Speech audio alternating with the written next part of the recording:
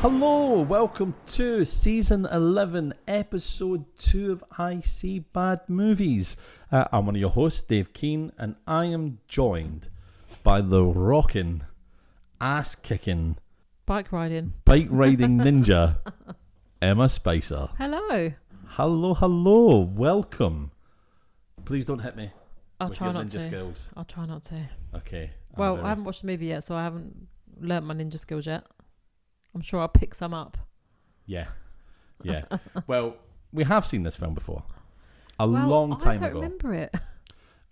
Do you not? No. Oh, maybe I just told you about it. I'm sure you've done this before with a movie and you said, we definitely watched it. And I was like, I haven't seen it. And I think you got it confused with 50p Movie Club. There's another movie that you said you insisted I'd watch. I was sure that I showed this film to you after. Maybe I didn't. Maybe I told you about it. Maybe you told me about it. Maybe I told you about it. We're so old that we don't know when we've had a conversation or actually done something. I've never done that before. Worrying. Yeah, never done that before. So yeah, obviously the movie we're watching is Miami Connection. Yes. Which is a movie that was made by a really prominent person in Florida, a fella called Y.K. Kim. Who's the Mark character in this movie. Yes. Okay. And he released it made this film spending millions of his own money. Okay. Oh, okay. But it was an absolute flop.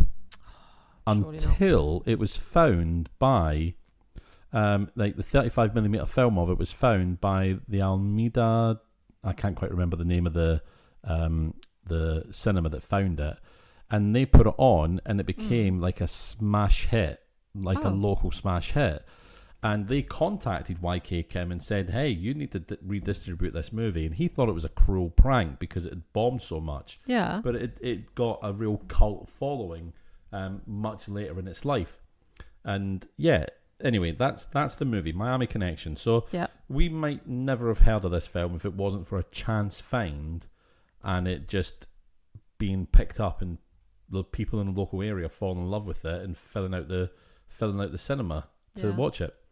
But having said all that, would you like to know what the film was about? Yes. So we have a long synopsis, which I think is actually, reading through it, is the synopsis that you would have gotten on the back of the DVD case. Okay. So here we go.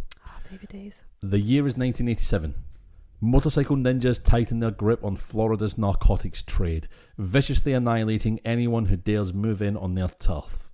Multinational martial arts rock band Dragon Sound have had enough and embark on a roundhouse wreck wave of crime-crushing justice. When not chasing beach bunnies or performing their hit song Against the Ninja, Mark, Taekwondo master / inspirational speaker YK Kim, and the boys are kicking and chopping at the drug world's smelliest underbelly. It'll take every ounce of their blood and courage, but Dragon Sound can't stop until they've completely destroyed the dealers, the drunk bikers, the kill crazy ninjas, the middle-aged thugs, the stupid cocaine, and the entire Miami Connection. Wow. In a world... Oh no, then that's a different one. But yes, there you go. There you go. It sounds pretty epic. And it is... It does, to be fair. Pretty epic. I've been looking forward to this. And... I honestly don't think I've seen this before. No, maybe you haven't, because it's the sort of film... I know my memory's bad, but I don't think I have.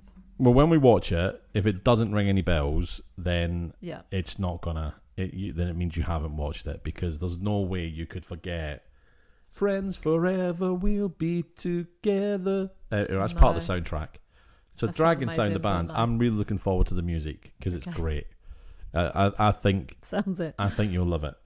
Well, I mean, I can't do it justice. Anyway, I need to flip the coin and see if we're going to be talking about the good or the bad bits, don't I? Right, let's have a little look. You can tell I'm really excited to watch this film because I'm cracking on with the... You are, aren't you? The intro here. Right, let's flip the coin. I did just elbow the door as I went to grab the coin. What do you reckon, good or bad? Good. No. Oh, is it bad? We're focusing on the bad. Oh, might be a short episode then if it's as good as you say. Well, that's it, But also, maybe I'm saying it's good because there's a lot of good bad stuff in it. Yeah. Maybe. But then it will still be good in our Then it was... episode, won't it? I'm so confused. Yeah, I know, it is confusing. Easily done. Very easily done. Right, Emma, shall we go and watch Miami Connection? Let's do it. Yay.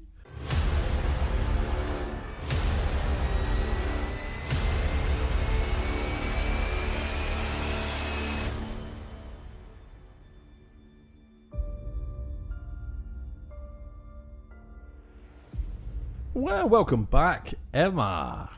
What a movie. Oh, isn't it? Yes. It's so much fun. It is good. Do you know one thing that really gets me about this movie? What's that? Is the really upbeat message it has. Well, I want to talk about the wording we get at the top of the film and the wording at the end, particularly. Yes. So we will talk about that, I think, in this episode. Okay. So say no more about the I message. won't say any more. But yep, it does have a very, very upbeat message all the way through the film. Yeah. As well as a lot of deaths. Yeah. This is kind of my point. I'll make my point later about the wording at the end, but yeah. I know exactly what you mean. Yeah. So let's go a little bit through the synopsis of this movie. There's a lot going on. We've got... There is a lot. Yeah, a lot of fights. There's drug deals, there's biker gangs, there's biker ninjas, there's rival music groups that are a gang as well. It's reminiscent of that old movie. Do you remember the movie The Warriors? No, I don't think I've seen that. So there's an old kind of like 70s movie where you've got I wasn't alive in the 70s, David. I was only just. I wasn't even born. I was only just. I made 2 weeks of the 70s. Okay. Yeah. But the Warriors movie is all the gangs in New York. Oh, there's another film. They are all sort of congregated in a park on Staten Island. I can't remember where they are, but they're or wherever they are. And one of the this really influential, charismatic gang leader is like, if we all join together, we could take over New York, right? Because we've got the combined strength to do it. Fine, but he gets shot. And he's shot by someone that's blamed on this group, this gang called the Warriors, and it's all about the Warriors trying to get back to their home turf and safety throughout the night, and they're chased down by rival gangs. Yeah. And this film reminded me of that because there were rival gangs. There was even like a band gang. There's a ninja gang. There's a biker gang. There's a gym gang. You know, it's. Yeah, what's going on? There's a gang for everyone. Yeah, gangs in space. There's a gang. Yeah, gang on a stick. And someone is killed by being put in a microwave, and someone presses the gang. The gang, yeah, that'd be awesome. But yeah, so there's quite a lot going on in this film. But the movie starts with there's a cocaine deal going down in Miami, and this is I've got no idea who this group is that's doing the cocaine deal. Again, but they're not long for the world. This is my only gripe with these bad movies. I don't always know who people are. A lot of the time I write notes and I'm like, oh, you know, this man or this, you know, this guy, and I just make up a name for them because I don't actually know their character name. I don't actually know what their relevance is in the story. My name's Jeff. It's just like, there's just characters sometimes that are in it quite a lot and you're like, do we even know who this person is? It's not explained who they are. No, it isn't. I feel like when I watch a big budget movie, I always know who the characters are and how their relevance to the story. But, you know. I know. We're working on a budget. We are. They are. You know, names for characters cost money. Yeah, obviously. And saying them on screen. Clearly. So what I want is for movies, for every character that comes on, there's just a little thing that pops up over the head. Yeah. John. Yep. That would be really helpful. It'd be really helpful. Yeah. It would not take you out of the movie at all. But it's not hard to just someone go, hey, John. Oh, exactly. Hey, Jeff. Or sometimes you get a line that you know is just thrown into the movie or the TV series you're watching just to explain something to the audience. So it might be like, you know, a little comment about someone being their brother-in-law or a little comment about the family, or just to throw in, this is who this person is, this is their relevance, or like something about their job, or just because the audience need to know that information. Yeah. So, but you don't get that in bad movies. They just assume you know who everyone is and what they're doing. There's a bit in this film. There was a bit in this film really late on where someone is killed and the main big boss of the ninja biker gang, some guy says to him, "Your brother's been killed." And I was like, wait, they were brothers? Yeah, we didn't know. This is news? What? This is the thing. If we'd have known that in the beginning, we'd have had more reaction to the death. Yes. But we don't know who it is. Exactly. We'd have been like, oh, they done killed the wrong guy here. It's just like, yeah. I feel like that's really lacking in these bad movies. Yeah. So anyway, sorry. we have this group of motorcycle ninjas. They attack a drug deal and they kill everyone because they're ninjas. Because they can. Yeah. And also, the thing is with ninjas, right? They're in all these movies, they're supposed to be super stealthy. Yeah. What is the point of them riding motorbikes? I don't know. Famously, not stealthy. Yeah. Famously very loud. Yeah. You can hear them coming. Again, we know from Snakes on a Plane, don't try and escape on a motorbike if... Oh, does he run away actually? Because he's on a moped or something, isn't he? You know the guy that witnesses the crime? Yes. Yeah, does he run away and leave his bike there, or does he go off on the bike? I think he leaves his moped or something. Yeah, it would be really noisy. Yeah, it would be. Yeah. So they get spotted really early. One guy's like, "Oh, there they are." Yeah. I thought that was amazing. Yeah. So anyway, they steal all the drugs and they go back to the bosses that they're sort of their hideout, their den or whatever is, however you'd like to describe the gang's den or hideout. And the boss is really angry with them and he's like, "You forgot the money. Yeah. How could you forget the money? Luckily, I brought it." You were there and you picked up the money? So nobody forgot the money. You just picked up the money. Yeah. Anyway, that was the boss. It was very interesting. Anyway, we smash cut to a club scene, and we have got Dragon Sound playing a song, "Friends Forever." This one is called. We will be talking about it. Yeah. So the guy with the curly hair and the mustache playing the guitar, he actually composed all these songs. So the song's composer is one of the main characters in Dragon Sound. Okay. And we've got, I forget all the names of the people that are there. We have, again, this is the difficult part. You hear them as, I was writing down notes and I had to look up the names of people. Yeah, so you got me too. Mark, you got John, Jack, Jim, and Tom, and Jane. Yeah, Jane and... You've got Jeff, haven't you? Jane and Jeff are the brother and sister. Well, Jane and Jeff are the brother and sister, yes. But Jane is in the band. Yes. Jeff isn't in the band. Yeah. So Mark, John, Jack, Jim, Tom, and Jane, right? Now, the names get really confusing. Yeah. Because you've got Jeff thrown in the mix. But they're all singing away, playing on the stage. Jeff walks in with some of his goons.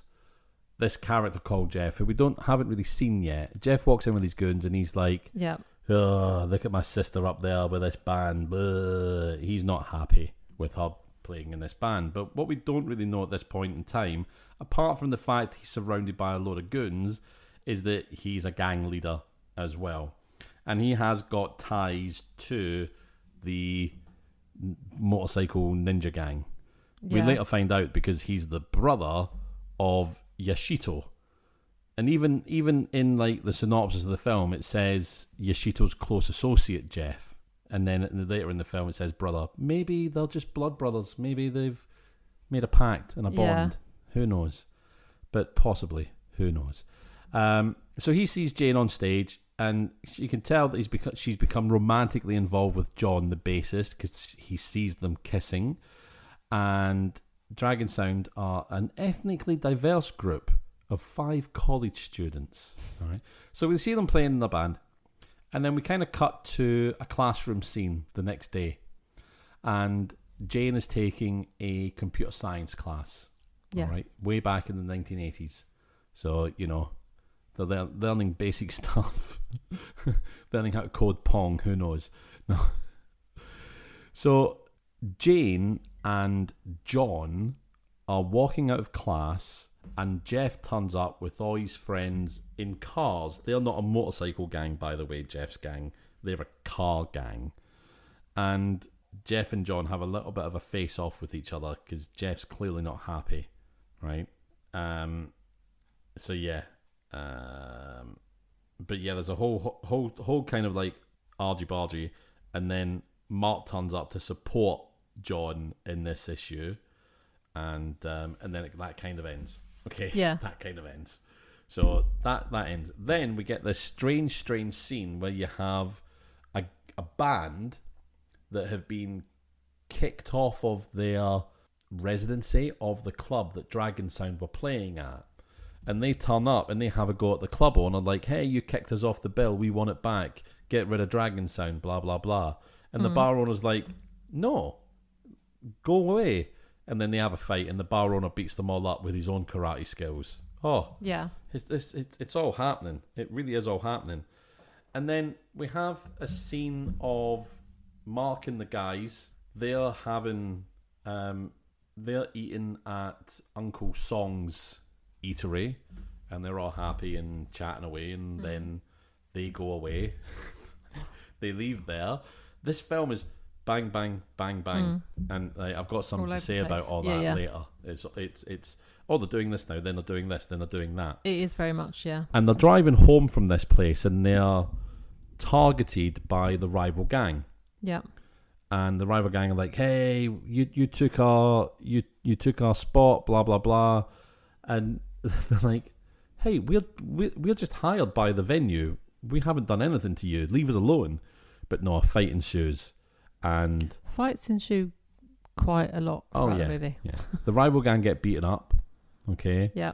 quite significantly, and that's them out for the count and gone, okay. Now, this then drives the rival band to visit Jeff's gang in their gym. Yeah. Okay, to say, hey, we want to join forces with you, and therefore, hey, can you please get rid of Dragon Sound for us? And we'll join you if you do. So Jeff's like, yeah, I've got a bone to pick with these Dragon Sound guys anyway. So then we have the Dragon Sound guys driving through the town later. Again, a massive cut to just a later time. And then all these cars descend on Dragon Sound. Yeah. And it's Jeff's gang. It's the rival band. And they start having this real kick-ass fight. And again, Dragon Sound defeat everyone. They beat everyone up, even though they're like outnumbered 10-1. So they're pretty badass. Yeah. Right? Now, that happens, and then we find out that Jim, who is the keyboard player for Dragon Sound, he's been looking for his dad. Okay? This bit's funny. And then this prompts everyone to go, I thought we were all orphans, but your dad's out there. And he's like, yeah, he is. Yeah, he's really worried about admitting that he's not an orphan, isn't he? Yeah, he is. It's like, oh, you're going to kick me. He doesn't say this, but it's almost like, can you only be in this band if you're an orphan? Well, apparently that is the deal, isn't it? That they are all orphans. So, yeah, it's just expected that you'd be an orphan. Oh. But it's almost like he's got a shame about not being an orphan. Like, oh, I've got a parent. Like, this should be a good thing. Yeah. People shouldn't be like, I don't know. It's a really weird storyline as well. It doesn't really have any relevance to the movie, does it? Yep. It's such a little side plot, isn't it? It's not really a big part of it. It really is. And this Mark fella, he looks so much older than the rest of them, but he's not actually. I just looked at their date of births. He is not that much. There's one of the guys in the band is actually older than him. Oh, okay. As well, which I did not picture looking at him. Yeah, he looked a lot older, but they treat him very much like a father figure as well. So it's all very strange. But Jim we find out that Jim's dad is alive, but he doesn't have any details of him. So he's writing to the Department of Defense, well, they call it the Defense Department, but it was the Department of Defense, and now it's the War Department. The Americans have renamed it to the War. Well, Trump has renamed it to the War Department. Anyway, Trump's done a lot of things. Oh yeah, don't give us Donald Trump. Yeah, no, I know. Yeah, that's the one. That's one of the worst things to come out of the 80s. Is Trump, we don't have time. So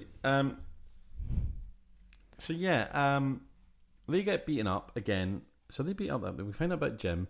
They then get summoned to a fight at train tracks. Yes. And they have another sort of short fight at some train tracks. They again. do, yeah.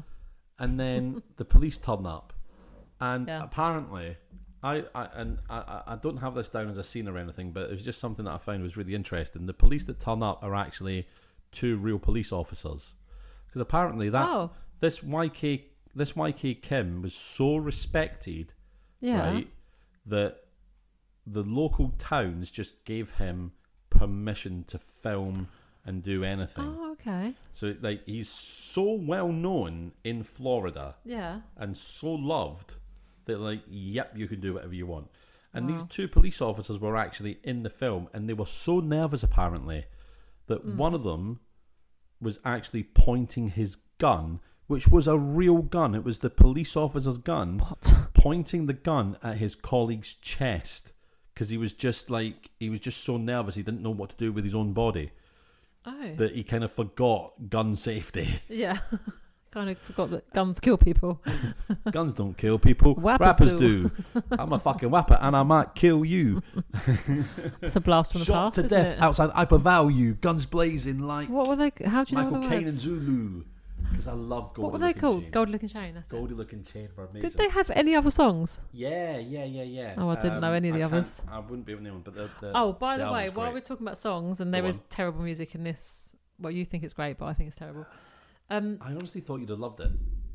So have you heard Ollie Murs' new release? Bonkers. What is that? Hello. Hello. It actually starts. Hello. Everyone's ripping the piss out of it on TikTok. I've only heard some of it, but honestly, have you people just doing videos like, is this real? Is this a real song? Let me pull one up. Are we allowed to play snippets of songs on here, do you think? Are we copyright or? Well, it's fair use if we're not playing the whole song and we're not making any money out of this, because this is the main episode. Just the first, you just need that first little bit where it goes, hello. Bonkers, Ollie Murs. Oh, this. Hello. They say when I was little I was loco. Don't think I was ever dropped on me head though. Maybe that one time I played. What are the lyrics? DJ is going on? I know. And no, what was the other one that someone compared it to another Robbie Williams one where he rapped Rude Box. Rude Box. He had a song called Rude Box, and he tried to rap in that. I say tried because some of these pop stars, they're not rappers. No. Like, you're either a pop star, you do pop, or you do rap. I don't think the two mix very often. Don't often get someone that can rap and do pop music and sing. Like, there are people who can do it. But I mean, it's more like if you're a singer who's like white English middle class, what is he? 41. He's getting a bit old for it as well. Going, you know what? I'm going to do some rapping now, and it just screams. And the lyrics are terrible. Hello. Some people say I'm a little bit bonkers. You're only supposed to blow the bloody doors off. That's a bit Michael Caine. It is. But my name is Michael Caine. I thought it was a joke thing when I first, because the way I discovered it was people doing TikToks going, what is this? And then just playing a bit of the song and being like, is he for real with this song? I thought it was AI when I first heard it. It's on his album.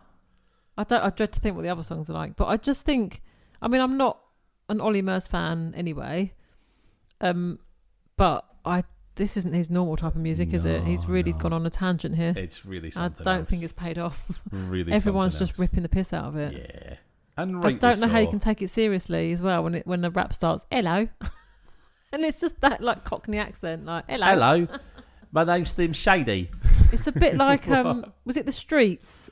They did rap, didn't they? And they were pretty bad as well. I mean, they were quite popular when they were around. Yeah, they were popular, but their raps were quite Skinner weak. From The Streets. Yeah. He was a bit better than hello. Oh, it was better than Ollie Murs, but it was that very much that kind of, yeah. Or like Kate Nash was very.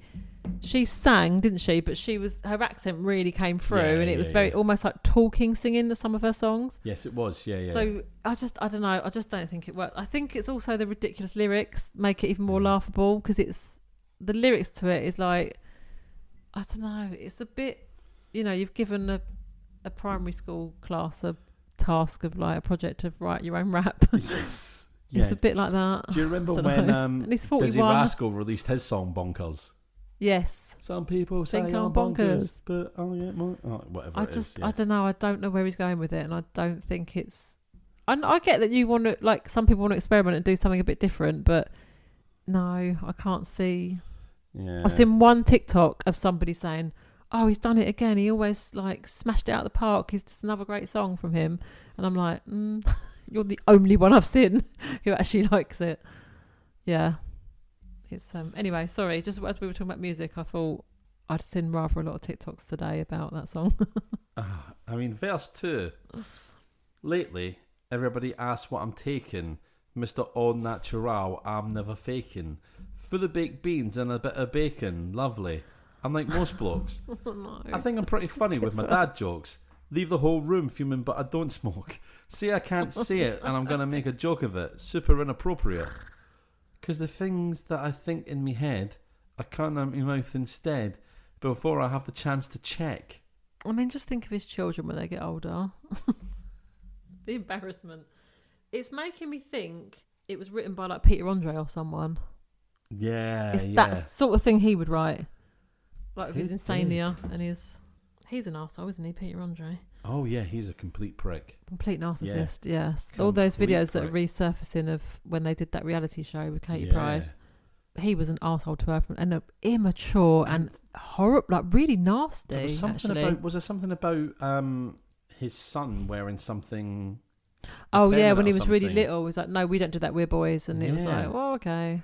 Yeah, so that's why I can quite honestly say with my full chest that I think he's a prick. Yeah. And I don't care if he listens. And he's now saying it's all AI and stuff. Bollocks. People remember watching that show when it was on. There's a lot of clips of that show. And people remember it when it was on. That's not AI. You're a prick, mate. Yeah, you are. And you rode off the back of her fame because you were a nobody when you got together. Well, do you remember when he was in I'm a Celebrity, Get Me Out of Here? Yeah, that's how they met, isn't it? Yeah. And he was lying in his bed one day. He hadn't done anything for years, had he? He'd done nothing He'd done years. Mysterious Girl years before that and done nothing for years. Nothing. And yeah, then he got with her and then he song he did. got a little bit of a career back. But do you remember his song that he released after it, Insania? Yeah, he wrote that in the jungle, didn't he? No, he didn't. Oh, he did. So he awful song. But he did this thing. He was just sitting there in the jungle, right? And he was like, "Dude, it says Insania," as if like he was making it up about the whole like, "Oh yeah, this is just how I feel about my experience here." That makes it even worse though, because it's a terrible song, and if he'd already spent time on that and written that before, that's even worse then. Because I thought he had come up with it in the jungle. It's like Joe Wicks. Have you seen Joe Wicks? Yeah. So Joe Wicks is now pushing these killer protein bars. Oh, is he? And he's gone on about how protein bars are bad for you. Yeah. Even the protein bar that he's selling is ultimately bad for you. So why are you selling it, Joe? Yeah, right. Because they've got bits in them that will give you cancer and all that sort of thing. And if you eat too many protein bars, they can cause diarrhea. They can cause cancer, premature death, and all that sort of thing. Everything can cause cancer if you listen to people. Well, that's the thing. Yes. Things can cause cancer, like sweeteners and things, and that they can cause cancer. But dietitians have been saying, I think our general lifestyle information that says that actually that's kind of debunked. Yeah. And yes, eating a protein bar could give you diarrhea if you ate 5 of them. But also, so could a lot of foods if you ate too much of it. If you drank too much water, coffee, if you had like too much fruit, if it's going to cause diarrhea eventually, isn't it? If you have too much of it. Exactly. All this with too much fibre in it and stuff like that. Yeah. So, and then I saw someone do a TikTok about him. So if people don't know, Joe Wicks got really famous during lockdown. Yeah. Because he was the guy that was keeping keeping PE the nation with Joe, fit. didn't he? He was doing the PE with the kids in the school. But now everyone's back at school. Nobody wants to be doing burpees in front of their telly or anything like that anymore. He was known before that, but that did really catapult him. Yeah, because he had like ridiculous views on YouTube for that, and he was doing it all for free to encourage the kids to get up and, the whole family to get up and move, and because we were all stuck in our houses. So that really catapulted him. But he had been doing personal training and he does like exercise videos and he does like cookbooks and stuff. He had a career. He did have a career before that, but that did catapult him into like a household name, really, didn't it? But what they're saying now is he's got a documentary coming out soon. Oh, okay. And it's like this is getting him. This attack on protein bars and all this kind of thing is getting him on like morning shows and getting them on media. There's always, these people are savvy. They know how to they do promote themselves and get seen, don't they? And it is. I just think sometimes it's rage bait as well. Sometimes they do put things out there. In that case, that means he is willingly lying to the public. Yeah, or just he's to get willfully ignorant about his topic. Which he clearly isn't. Either way is not great, is it? Yeah. Either way is not good. And he's clearly not ignorant about protein and protein bars. Yeah, because that's his job at the end of the day. If he was a personal trainer, there would have been nutrition. He does his cookbooks and stuff, so he's very heavy on nutrition actually. Because and eating a protein bar to help you hit your protein goals for the day or whatever is not bad. Yeah. It's not bad for you. It isn't unless you're going, hey, let's put 15 sugar cubes inside this protein bar. But, I mean, a lot of people do this rage bait thing, don't they, where they do a controversial opinion to get their videos seen, to get their name out there, to get people talking about it. Yeah. And it's a terrible way of marketing, I think. It's actually really awful. But a lot of people use it now. It's a really irresponsible because it gets you views. Yeah. And views convert to money, don't they? When you're monetizing your YouTube and your TikTok and stuff. So I'm not normally someone who usually calls for like a lot of regulation on things, but I think when it comes to that sort of advertising and that spread of misinformation, I think it should be really heavily regulated. Yeah. Because the trouble is, you see on TikTok, all these people say, they're selling these. I get so many adverts for health kicks and all that sort of thing. You have to take all the health advice online. You have to take it all with a pinch of salt because you will get told so many different things by different people that when it comes to like nutrition, you don't know if you're coming or going with it because you'll read on one person's website, you'll read a whole lot of information about how you should be eating and what's bad for you and what's good for you. Yeah. And then you go to somebody else's and it completely contradicts it all. Yeah. And you don't know what I guess you've got to use a good amount of common sense with, you know, if I keep my diet pretty healthy and not processed, but people will listen to it and some people will literally read something online and take it for the truth and not realising that anyone can post anything online. A lot of it is bollocks. You have to sift through, you have to take a lot of it with a pinch of salt and go, is that true though? But you say, some people haven't got that common sense. The mad thing is, that's the strange juxtaposition of it all, isn't it? The amount of people that who will be hypercritical of experts, but then they'll watch somebody's YouTube video who goes, "Trust me, I know," and they go, "Yeah, I do trust you." I mean, if you listen to some of these podcasts as well, I'll tell you who's really bad for it. Stephen Bartlett. He's full of experts shit. He's full of shit. But he has experts on there, and the stuff they come out with, you're like, that's not right. Yeah. Like sleep experts or nutritional experts. Oh, don't ever eat this. This is going to kill you. Yeah. And it's like, what? What? Don't eat fruit? Like, what are you talking about? Yeah. Like, oh, this will cause bowel cancer. And it's like, what? Potatoes?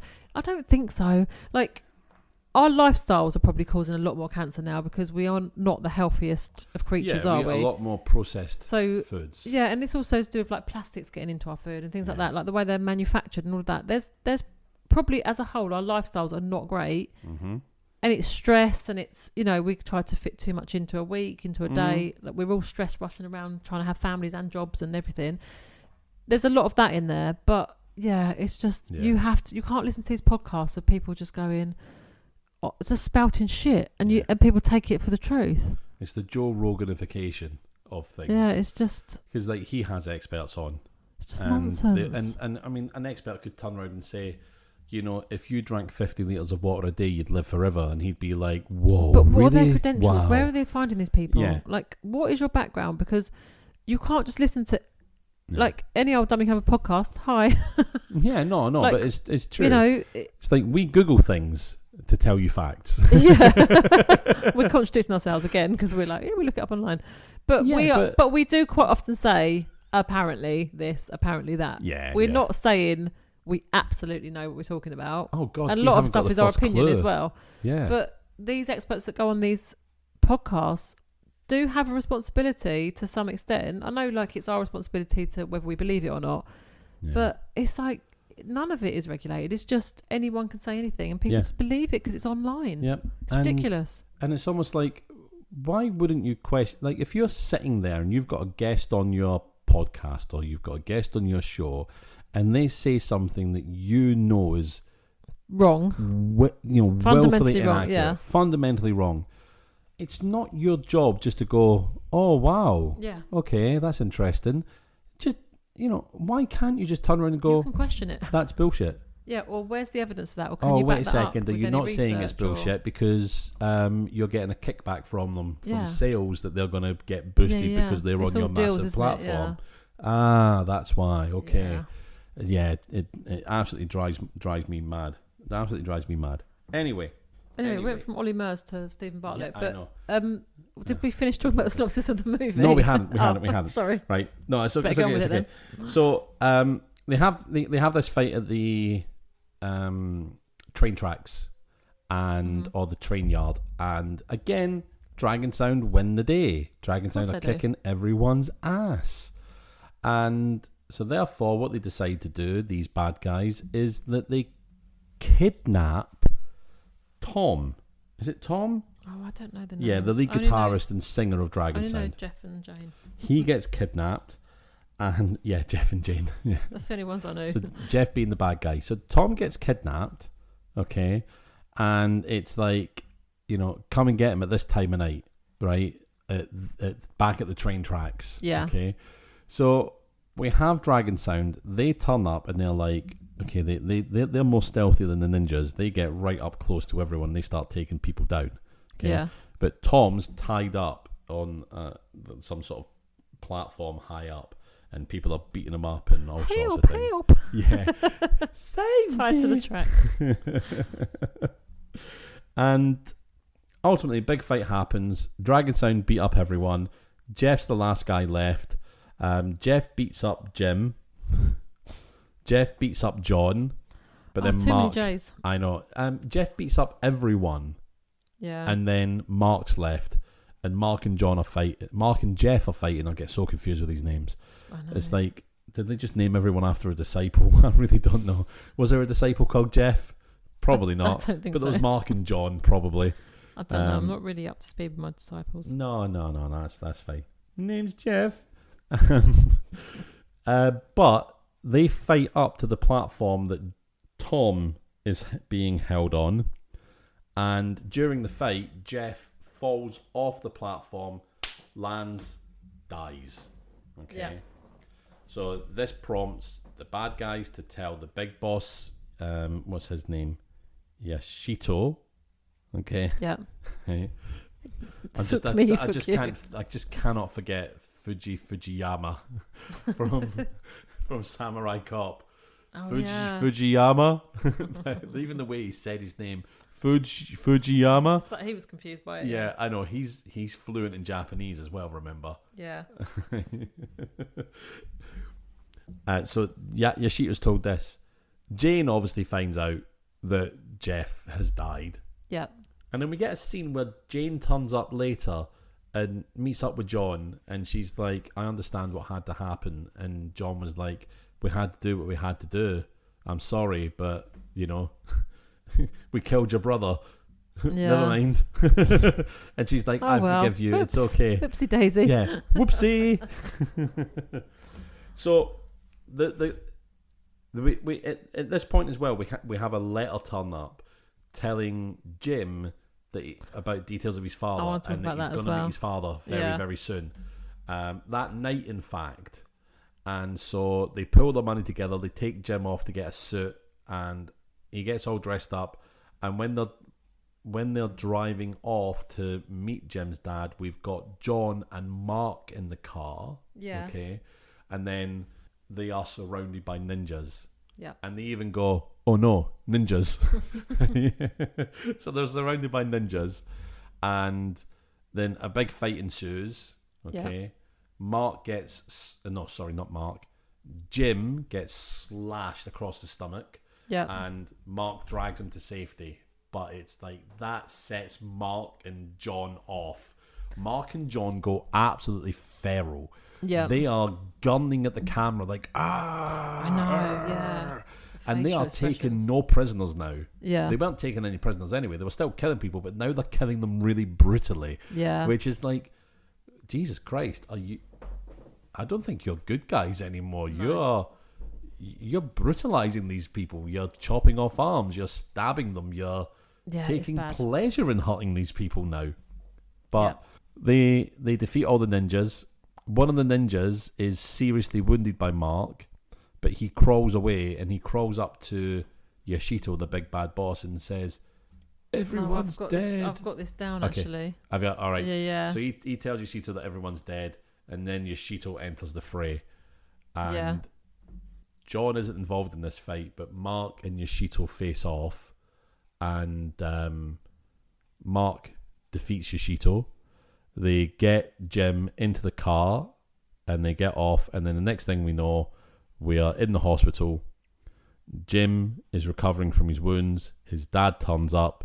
They're reunited. I've got their conversation and as well. it's the end of the movie. But it's the end of this version of the movie. Now, the first time I watched this film, I watched the original edit ending where Jim dies at the end, and he never gets to meet his father. But it tested so poorly with audiences that they reshot the end of the film, and they added this big fight with Yoshito in, because that wasn't there originally. So there's this big fight with Yoshito, and then Jim meeting his dad. Yeah. So that was the alternate ending, the replaced ending. But I originally saw the bad ending. Yeah. And I was like, whoa, my God. But I found the real end. I found the different ending on YouTube and watched the other ending. Yeah. But that was the end of it. There you go. What a film. Great movie. I mean, there's a lot happens in it. Other than that, there's all sorts going on. Biker gangs and boobs. There at is a some lot. point. Oh, yeah, I want to talk about the boobs as well. That's in my bad scenes. Yeah. I bet it's not in your bad scenes, but it's in my bad No, it's a bad scene. Yeah. It's a definite bad scene. But yeah, that was Miami Connection. So where do you want to start? Whoa. Well, I mean, I've got bad costume. I've got bad scenes. I've got 2 new categories as well: bad editing and bad continuity. And I've got another bad scene. But there's a lot I really liked about this film. Yeah, I've got a lot of good, but I have got a few bad bits. Yeah. So do you want to start with one of my new? Yeah, go for it. So bad editing. Okay. So the scene transitions. Yeah. It is What's your problem? jarring. Yeah. You suddenly go from a night fight scene, I everybody know, getting beaten up. You don't know if you're coming or to going then sometimes. All of a sudden, they're driving their car through the I know. sunshine to the beach. Yeah. And it's like, whoa, what? What's going on? Yeah. You just went from that to that? Yeah. And it just click, bang, and then they're off. Oh, okay. Have you ever seen a film called Barbarian? It's more of a recent, I think. Oh, no, I haven't. But it's There's a bit in that. So there's a scene... I can't remember. Yeah, I think it goes from like a really dark scene in this like cellar. It's a bit of a horror, and there's like this creature in the cellar, and there's all like a dark scene, and then it literally cuts immediately to this guy driving down the highway in his car on a sunny day, and I genuinely thought. So I'd sat down to watch this movie, and I thought my Netflix had just like switched to another movie. I honestly thought, what's going on? My Netflix has switched to another movie. And it wasn't. It was the same movie, but it was such a jump like from scene to scene. I was like, what is going on? No idea who this guy was or what was going on at all. And it was such a contrast between the scene I just watched and the scene it went to. Yeah. And but I carried on watching a bit. Sense? Yeah, I carried on watching a bit more, and then I worked out who this guy was. But my sister had watched it as well, and she said exactly the same thing. She was like, yeah, we thought that our Netflix had just gone weird. It just like jumped to this. So yeah, it's like that is so off-putting when you're watching a movie because normally scene to scene you kind of know roughly what's going on, or it's the same sort of feeling. But yeah, this was just like a different movie. I do want to watch that Barbarian though, because it's ridiculous. It's made by the same people that made that film Weapons. Oh, okay. That I've been raving about, and yes, I still want to love. watch that. I think it is on the digital platforms now, but it's quite expensive. So I'm going to wait for it to go down in price, and then I'll because it'll be one of those ones where it's like $15.99 to rent it or something. Yeah, and it's like, I'll wait, and it will go down to like a $5 or something. I mean, no film came out in Blockbusters, and you were paying $15.99 to rent it. Why is it? But that was in the 90s. But it's a digital format. Why are you charging us 16 quid to rent it? If you charge $5, you still make quite a lot. Well, you'd make more probably because more people would probably rent it. $15.99 to rent it, or it's something like $16.99 to buy it. Yeah, I know that's silly as well, isn't it? I just find it very strange. But yeah, I do really want to watch that Barbarian. it's this thing. Yeah, it's just like you don't know if you're coming or going. Bang! Like, All of a sudden you're in are we watching the same completely movie? different thing. Yeah. And like the weight of the scenes that just happened, like a great big brawl, is just suddenly no, you don't worry about that now. Yeah. Or it'll cut to them playing in the club. Yeah. And then blasting out against the ninja. Yeah, which there is is a bit of tune. what's going on. Yeah. Confusion. Yeah, and it takes you a moment to catch up with it. Yeah. But yeah. So I also have another new category. Okay. Which is continuity. And okay. so in the film, the big fight with Yoshito doesn't happen in the original ending, or it's not as long as it was. Yeah. Okay. But then when they changed the ending for Jim to survive, they added in the fight with Yoshito, but the actor that played Yoshito wasn't available.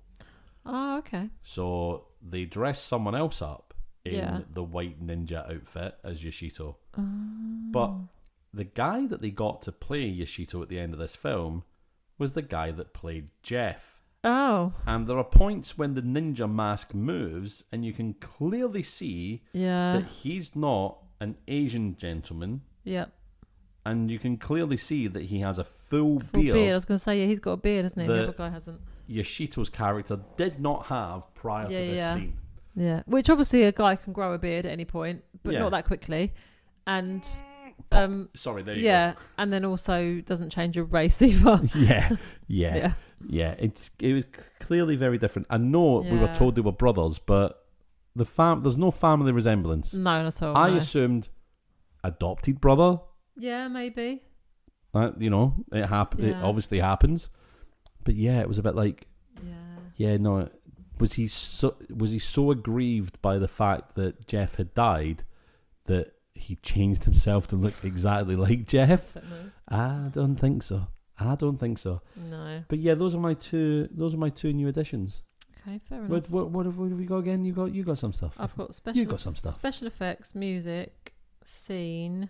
You're not allowed. I've got a new one. You're not allowed to use the music. Sorry, you cannot. This is. I can't believe we disagree so much on the music. I've got a new one as well. I've got monologue. Yes. Okay. What do you want to start with? Shall I do the monologue one? Go on. So, are you going to give us a rendition of the monologue? No, I haven't written down the monologue. Oh, okay. I could look it up, I suppose, but it might be too long. So, yeah, this is Jim talking about his long lost father. So they're all like shocked because, what's his name? The main guy is like, who we were just talking about. What's his name? Yoshito. Is it him that says, I didn't know you had a father. I thought we were all orphans. Yes. But in his accent, he says, orphans.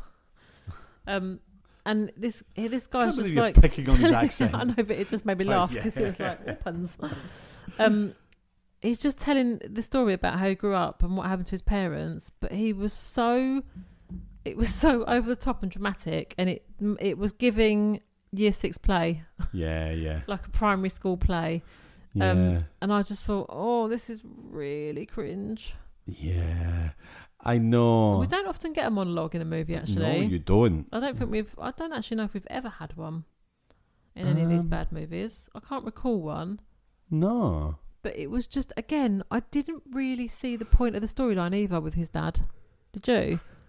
Like, no. why was this a part of the movie at all, really? Do you know why I think it happened? I think it's because they discovered that the actor playing Tom. God. No, not Tom. Jim's the one who's got the dad, long lost dad. I think it's probably because they found out the actor playing Jim could cry on demand. And they were like, let's put in an emotional scene so he can cry. Yeah, I don't know. It could have been anything though that caused that emotion. Didn't have to have it was an odd storyline that doesn't really have any relevance to the film. It's like it's like they needed to give each member of the band something. So Mark was like the father figure. Yeah. You had John, who had the girlfriend Jane. You had Jack, who was the drummer. He thought up the idea of going on a world tour showcasing taekwondo and also playing in bands and visiting all their... So his idea was visiting all their home countries Yeah. So doing all those kinds of things, right? And then you had Tom, who was the guy who wrote all the songs. Yeah. So it's like they had to give them all something. So they gave Jim the dad storyline Long lost dad. to give them all something. I think maybe that's what it was. They all had to do something. But the amazing thing is about this film is that all of the cast, apart from a biker gang that's in the film later, Yeah. are all students of YK Kim in his Taekwondo studios. Oh, okay. So they picked out some real actors there in the midst of them all. Yes. But yeah, it's really over the top. Yeah. Really saccharine moment. The Hallmark moment almost, isn't it? Yeah, it's just not good. Yeah, go on then. What next you got? I've got special effects, scene, music. Have I got a bad line? I don't think I have. Do you want to I've got good go lines. with special effects, and then I'll go with costume. Yeah. And I think we'll leave music for the end. Okay. So special effects. At the end, yeah. So you mentioned it actually when you were talking about the synopsis. Oh yeah. The guy who says to, what's his name? The big boss. Yoshito. He's like, everybody's dead, and then Yoshito just like chops his head off with a sword. Yeah. But it looks ridiculous. It is just like, I mean, I've got some good special effects on here because I actually thought some of it was done really well. Yeah. That bit at the end, I mean, I don't even know how to describe it. The neck was way too small. Yes. So you just saw like the bloody stump of a neck, but it was way too skinny, and it just looked. It did look like, you know, someone did some arts and crafts and made like a model.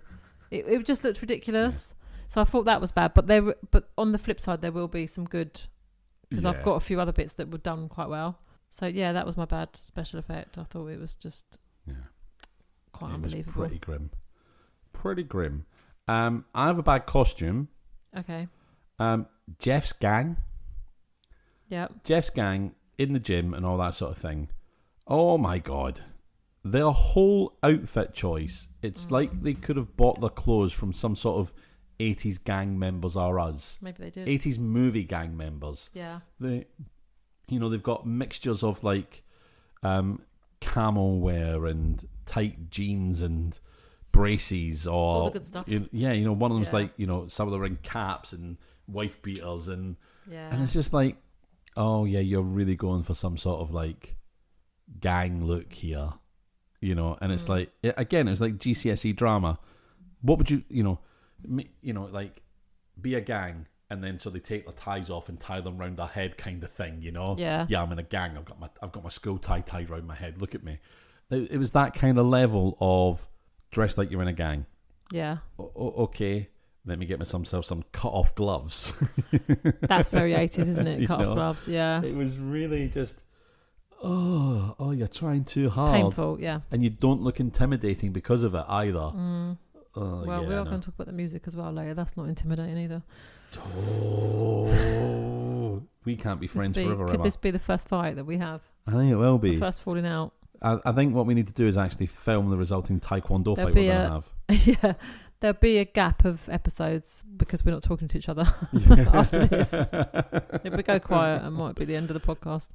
I don't know if I'll have an advantage fighting you because you're on drugs, or if you'll have the advantage. Yeah, because I might have like superpowers on these drugs. Yeah, or think I have. You won't feel the pain.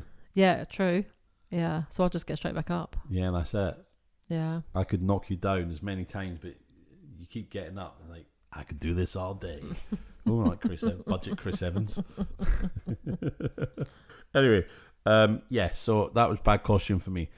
So shall we do bad scenes before we move into music? Yes. All right. How many bad scenes have you got? Something else as well. Oh, have you got another one? Hold on. You said special effects. Monologue. I just want to talk about the wording at the end as well. Oh, yeah. Let's talk about that. What now? Yeah, do you want to talk about... Yeah, we'll talk about that now. We'll do that before scenes. So there's a bit of wording at the beginning as well that just says, like in a lot of movies, it will tell you where they are location-wise. So it'll be like New York or whatever. Yes. It comes up somewhere in Miami. It actually says somewhere in Miami, which made me chuckle. But the wording at the end, so movie ends, and then this wording just appears on a black screen, and it says... Only through the elimination of violence can we achieve world peace. And I thought, haven't we just watched a movie with a hell of a lot of violence in it? Like decapitations, like there's a lot of swords, there's a lot of fighting. Have I not just watched a very violent movie? Like, what's your point here? But that violence is acceptable because it's killing bad guys. Yeah, but only through the elimination of violence you can achieve world peace. So that means surely everyone's got to eliminate violence. Yeah. It's no good going, well, I'm just killing the bad guys. It doesn't, it's not Dexter. It's like, well, I'm only killing bad guys. It's like, it's still wrong to murder. Yeah. Murder's bad, okay. Yeah. Yeah, so I just wanted to have a little mention of that because it did make me chuckle at the end. It was very stupid. What we're going to do next? Scenes? Yeah, let's do scenes next. Okay, what have you got? So I've got my first bad scene of the film is when the rival band go to the club first time. Yeah.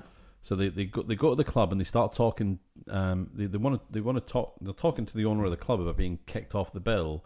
But the guy just instantly goes, "Hey, you kicked us off the bill!" And it's like, yeah, he goes, chill out, mate. Yeah, he goes way over the top. But it turns out this guy, there's a lot of overacting. The actual actor playing him was a local prosecutor. Oh, really? Because all of the cast are members of YK Kim's Taekwondo dojo. I don't know. So they're just not normal people from around who've got their own normal jobs and all that sort of thing, but they've been roped into doing this movie for YK Kim. And he's like a prosecutor in the local area. But like, anyway, so he ramps up to 1,000. You're going to get these guys off the bill and you're going to put us back on. And then the bar owner, the club promoter is like, I'm not going to do it. He goes off on top. It's like everybody goes to 1,000% instantly. Like there's no ramp up. There's no kind of like starting to talk and then a disagreement and then an argument. And then the bar owner just like beats the snot out of everyone. Yeah. Just like bang, bang, bang, bang, bang. And then, it's just, oh my God. It was like an assault on the senses. Yeah. It's too much. It was too much. It was too much. It just instantly, anger coming through. Crazy day. Crazy time. But yeah, that's one of my bad scenes. You got a bad scene? I've got 3. Oh, okay. Go ahead. So some of the fight scenes I really like because it's comedy value on these fight scenes. So I have got some good scenes in there as well. But a lot of the fight scenes are a bit WWE, where it's like you're waiting for each other to do your move. Yes. It's very unnatural. Like it's very like, right, you do your move. Okay, now I'll do my bit. And it's all very staged. And they're just like, it's like just stand there taking turns. It's not like an actual fight. It's not realistic at all in how a fight would like happen. But there's one particular fight scene where it's in the dark. I don't know where it is. I don't know if it's the train. No, that's not in the dark. Is it the train track one? Yeah. The second train track fight when they go to rescue Tom. Okay, so it must be that one.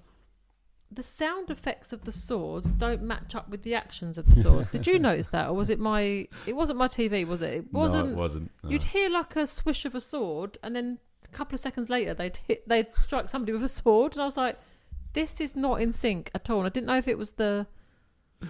I was watching it on a USB stick, so I didn't know if it just got out of sync or whether it was like that. No, it was like it for me, and I wasn't watching a USB stick. No. Yeah, that was throwing me off completely because I was like, "What?"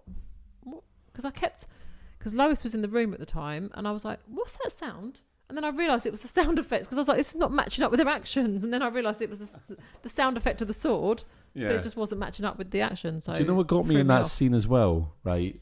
Mark and some of the others had these like practice katanas that ended up actually cutting and killing people, right? Okay. But when Jim ran on with his weapon, he had a bit of plastic piping.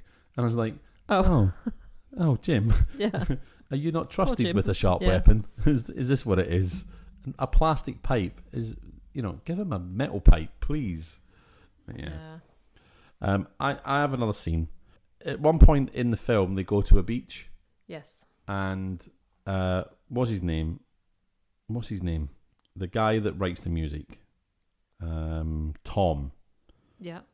Right, it was Jim that had the plastic piping. Tom is the guy that gets kidnapped. Anyway, he obviously thinks he's a hit with the ladies. Yeah. At one point, there's a woman. He's just like, "Hey, give me a kiss," right? And she pushes him, and he falls onto a group of women, and they're just like, "Get off, get away, you creep, get away!" Oh yeah. Right? And it's all really weird. But I think this is on here as a bad scene because, and also this like is technically as a bad line, but I think ultimately the scene is terrible because it takes our lovely, upbeat Dragon Force gang and makes them look like they are just creeps as well. Yeah. Which maybe in 1987 that was probably a perfectly acceptable pastime. You know, hey, these are our heroes. They can be pervs. You know, yeah. But at one point as well, I can't tell who it is that says it in the film, but someone says, "Hey, check that out. You don't get buns like that down at the bakery." And the scene's very much full of that kind of thing. It's very sleazy, isn't it? It's very sleazy. It's very sleazy, and that's not even a good line. There's also a scene where there's a biker meet. Oh yeah. And just randomly, all these women just keep lifting their tops and getting their boobs out, and I'm like, okay, but this is going to sound really bitchy, but they are not nice boobs. Like, we quite often get a lot of boobs in these bad movies, don't we? Yeah. Weirdly. I don't know why, but but it's like they're the saggiest boobs I've ever seen. And they just keep getting them out constantly. And then one guy bends over and gets his arse out. And again, not a nice arse. Like, what is the point of all this nudity as well? Like, as if people just walk around just getting their boobs out. Like, so doesn't happen. These bikers that we're seeing in this scene, yeah, they were local. They were a local biker group. Oh, really? That they got in the film and I think paid them in beer. Why though? Why would you want to just like? Yeah. I just don't get it. I know. Yeah. Yeah, I was like, there's just no need. There's absolutely no point to this. Yeah. But, and there's a very strange bit with the actor playing Yoshito. One of these women is taking her top off and is standing next to him. Yeah. And it's almost like, but they're not kind of acting. They're just kind of in this scene. Yeah. And he's very much like putting his arms around this woman. I know. And bringing her in. And Yeah. like, oh, it's just sleazy, isn't it? This just feels so wrong. Yeah. This just feels wrong. There was one other, before we talk about music. Go on. There was one other thing that I've just put down as bad and / awkward.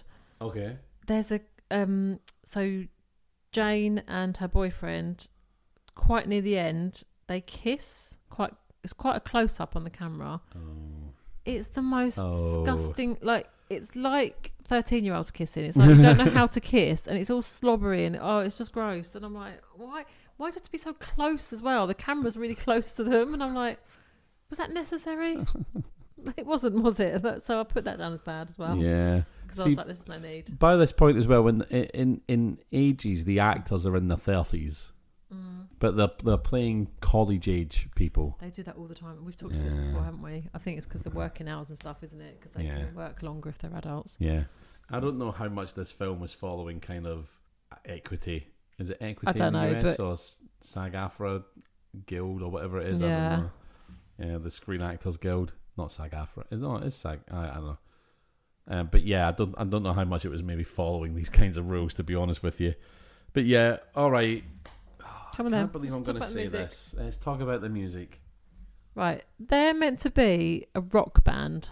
Yes. Okay. And their song is Friends Forever. Yes. We'll be together. It's the most cringe song ever. And they're meant to be a rock band. Aren't rock bands supposed to be singing about drugs and women? And they're singing about we're friends forever. They're an upbeat rock band. You got to remember, the YK Kim is an inspirational speaker. Yeah. In his and Taekwondo dojo owner. So anything I think he's going to do is going to have that upbeat message. Yeah, but the lyrics. I know. Friends forever, we'll stay together. We're on top because we play to win. Friends forever, we'll stay together. We're on top. Yeah, I'm just seeing if I can get the lyrics to it. It's brilliant. I could play you the song right now. I've got it on my Spotify. But there's a whole album. Friends through eternity, loyalty, honesty. We'll stay together through thick or thin. Friends forever. We'll be together. We're on top because we play to win. You've got a friend. You got a friend in me. When times get tough, you'll see. We've been together for so long. When I'm weak, you make me strong. Oh, I know I can depend on you to show the way and see me through. Yeah, I mean, we'll make our dreams come true. There's nothing we can't do. We've been together for so long. When I'm weak, you make me strong. And no, It's so good. no. It's so good. It's just great fun. I can't believe you hate it. Okay, how are you improving this movie? I'm not. I'm going to choose not to improve this movie. I'm going to choose to improve your taste in music. No, I think. Oh, it's an interesting one. How would you improve this film? I think I'd want to kind of not have it so harshly edited. Yeah, that's what. Because originally I was like, oh, I don't really think there was anything because it was quite good. Yeah. But yeah, I think the confusion of what's going on. I think the switching between scenes and stuff. And but I think again, there is. not knowing quite. I what's going think on there is a sometimes. reason for it though. So the original film footage was heavily damaged by water damage. Oh, okay. And I think it was the Texas Alameda Theatre or something like that, that when they had to recut it together. So in some of the footage is a little bit grainier. Right, fair so enough. you might have lost some bits quite possibly because of that. So maybe it wasn't originally as jarring, some of the cuts. But the fact that a lot of the movie is really full of a lot of that says to me it probably was as well. Yeah, it probably was anyway. You know, maybe I'd put in some nice, PowerPoint crossfades or something. A star we normally get a few transition. of those, don't we? Yeah, we do normally get a few of those. Just to soften the impact of that hard cut to a different scene. Yeah. Something needs to happen.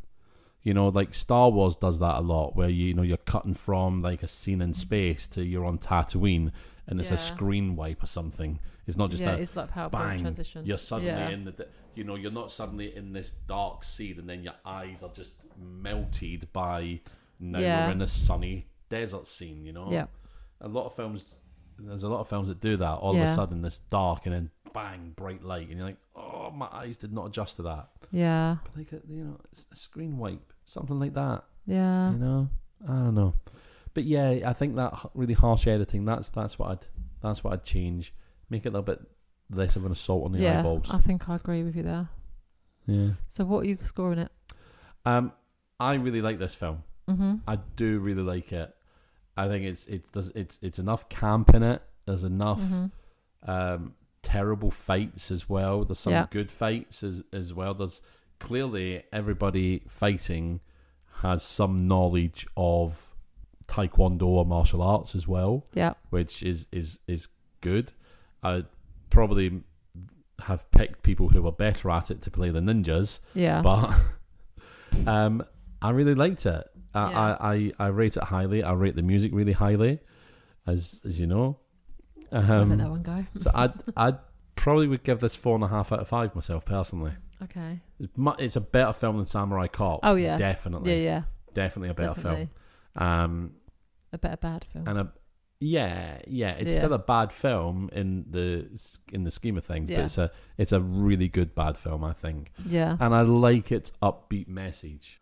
Okay. I really do, because so many of these films they're not upbeat. Yeah. It's all doom and gloom or something, and these guys they're orphans, apart from one. And they're just making the most of their life. Like there's a point in it when they get Jim's suit, and they're like, I've got like $60 in my bank account. I've got $200, and they're like, we can pull our money and get Jim a suit so he can look great to meet his dad. And it's like, yes. That's the attitude. But this is like male That's why you're friendships. friends forever.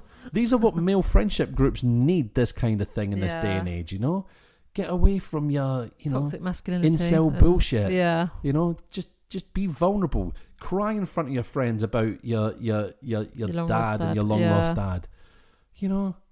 This is what we need. I want to sit down and just show kids Miami Connection. To build some sort of in friendship. Man connection. Yeah. don't call it that. No, not wicked. No. But this film, if distributed and marketed properly, could destroy the man-made male loneliness epidemic. This is how we only deal with violence by eliminating. What is it? We only get world peace by eliminating violence. Yeah, by violence. but let's decapitate people and show loads of violence in this movie. Okay. Mixed messages there. Yeah. How would you approve it? I was improve. I agreed with you on the improvements. Oh, you did. Yeah. Sorry. Yeah. It was the score now, wasn't it? I would rate it 4 out of 5. I think. Oh, nice. Because it was better than Samurai Cop. Yeah. But there were. I mean, there's loads of great bits in it. There was bits that really made me laugh. Yeah. But there's also quite a few bad bits that I didn't like. And it's not perfect. It's no snakes on a plane. No, it's not snakes on a Although plane. that could get 6 out of 5. But yeah, I think 4 out of 5 is a good solid score for this. So it didn't get the 4.5 out of 5. I'm guessing because of the music. I feel like there was a couple of bits why it didn't get that, but I feel like we were I feel like last week we thought, oh yeah, we're back from last season, but this week I felt like no, we're really back. This is there was a few bits in this that I was like, yeah, this is what we're looking for in a bad movie. I don't know if I've done the wrong thing by picking Samurai Cop and then Miami Connection as film 1 and film 2 of the season, because where do we go? Where do we go from here? Yeah, but just you wait. Okay, just you wait. Anyway, right. Thank you everybody for listening to season 11, episode 2 of I See Bad Movies. I'm one of your hosts, Dave Keane, and it's goodbye from me. And it's goodbye from me. Bye. Bye. Oh, and the other goodbye was from, I don't know why I said I'm one of your hosts, Dave Keane. It's goodbye from me. I thought we said that at the top. Yeah, we know who I am. Yeah. We know who you are. Yeah. It's just goodbye. Bye.